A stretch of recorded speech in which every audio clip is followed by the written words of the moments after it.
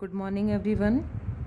This is our last video of our geography chapter second, soil, water, land, and natural vegetation and wildlife. In the last video, we had already discussed about distribution of natural vegetation, and in this video, we will discuss about conservation of natural vegetation and wildlife.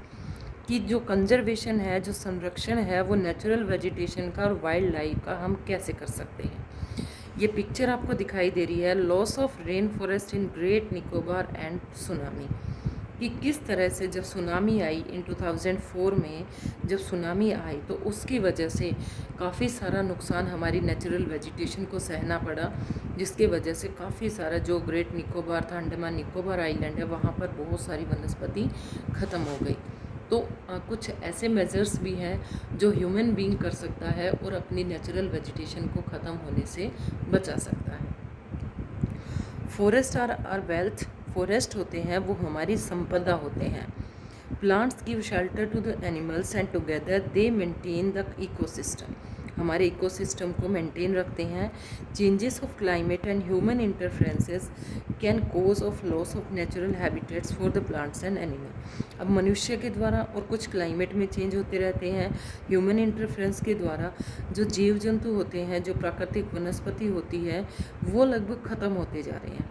Many species have become vulnerable and endangered and some are on the verge of extinction. आज हम जीव जंतुओं को देखते हैं, बहुत कुछ ऐसे चिड़िया वगैरह होती थी जो आज के समय में हमें देखने को ही नहीं मिलती। जब हम छोटे होते थे, जब हम आपकी उम्र के होते थे, जब स्कूल जाते थे, तो जो बिजली के तार होते हैं, वायर होते हैं, उन पर हमें बहुत सारी चिड़िया बैठी दिखाई देती थी। लेकिन आज उस तरह की चिड़िया कहीं पर भी देखने को नहीं मिलती। इसका कारण ह्यूमन इंटरफेरेंस, उसने नेचुरल जो इकोसिस्टम है, जो नेचुरल वाइल्ड लाइफ है, उसके साथ मनुष्य ने खिलवाड़ की। आज हम बड़े बड़े हमने पोल्स लगा लिए हैं। आज टेक्निकल युग है जिसमें हम 5G 4G का यूज़ कर रहे हैं, जिसकी वजह से जो उनसे जो निकलता है, उसकी वजह से आज बहुत सारे जीव जंतु ख़त्म होते जा रहे हैं। Deforestation, soil erosion, constructional activities, forest fire, tsunami and landslides are some of human and natural activities, जिसकी वजह से जो जीव जंतु हैं वो लगभग ख़त्म होने की कगार पर आ गए हैं। और extinction of these resources, one of the major concern of the poaching which result in a sharp decline in a number of particular species. The animals are poached for collection and illegal trade of hides, skins, nails, teeth, horns and as well as feathers. और मनुष्य कितना कितना हम ये कह सकते हैं निर्दयी हो चुका है कि आज वो इस तरह के जो जीव जंतु होते हैं उनका व्यापार करता है। उनके सींगों को, कहीं उनकी खाल होती है, नाखून होते हैं, उनको मारकर उनकी इन चीज़ों का भी व्यापार करता है।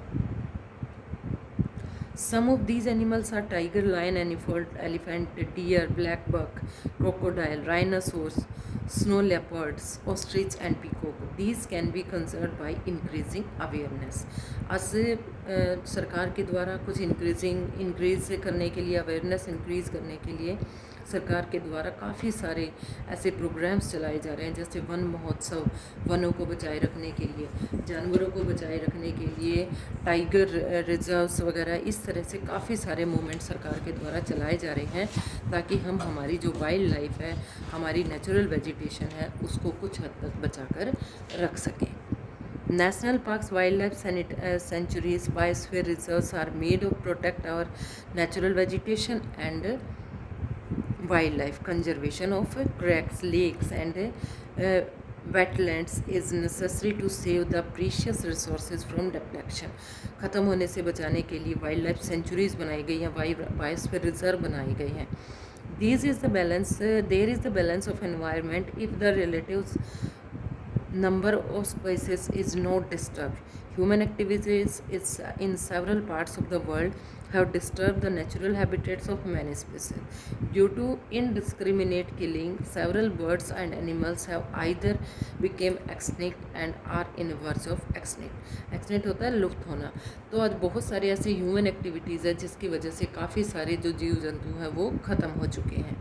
Awareness program like social forestry and Van Mahotsava should be encouraged at the regional and community level.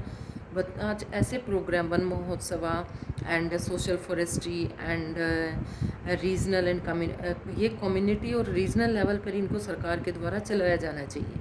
School children should be encouraged to bird watch and visit nature camps so that they appreciate the habitat of various species. School में भी बच्चों को इस तरह की चीज़ें सिखाई जानी चाहिए. उनको कैंप्स वगैरह में ले जाना चाहिए. उनको चिड़ियाघर वगैरह होती है वहाँ की सैर करानी चाहिए. Many countries have passed laws against the trade as well as the killing of birds and animals. बहुत सारी कंट्रीज़ ने, ताकि ये जो जीव जंतु ये ख़त्म ना हो, इसके लिए कड़े कानून बना रखे हैं.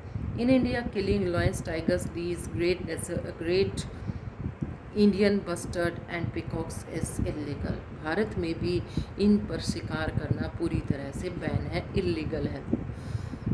In international convention CITES sites has been established that list several species of animal and birds in which trade is prohibited. इसमें भी काफ़ी सारे पर बैन लगाया गया है कि उनका ट्रेड भी नहीं होगा. Conservation of plant and animals in an ethical duty of every citizen. आज हमारे समाज की एक नैतिक ड्यूटी बनती है कि हम हमारे जो वाइल्ड लाइफ, हमारी नेचुरल वेजिटेशन है, उसको ख़त्म होने से बचाएं. यहाँ पर आपको कुछ फुल फॉर्म दी गई हैं. Sites the convention of international trade in endangered species. एक तरह का ये कन्वेंशन होता है जहाँ पर इस तरह की जो चीज़ें ख़त्म हो रही हैं, वाइल्ड लाइफ है, नेचुरल वेजिटेशन है, उनसे संबंधित यहाँ पर डिस्कशन होता है. इसको एक बार आप पढ़ लेंगे. एंड बायोस्फीयर रिजर्व यहाँ दिया हुआ है. इसके ऊपर भी नेशनल पार्क के बारे में बताया गया है. एंड यहाँ पर हमारा जो ये चैप्टर है ये कंप्लीट होता है. तो यहाँ पर कुछ चैप्टर के आपके क्वेश्चन आंसर्स हैं और एक्सरसाइज है. जब आपको चैप्टर अच्छे से क्लियर हो गया है तो I hope you can better do this exercise. आप इसको बहुत अच्छे ढंग से इस एक्सरसाइज को कर सकते हैं खुद भी.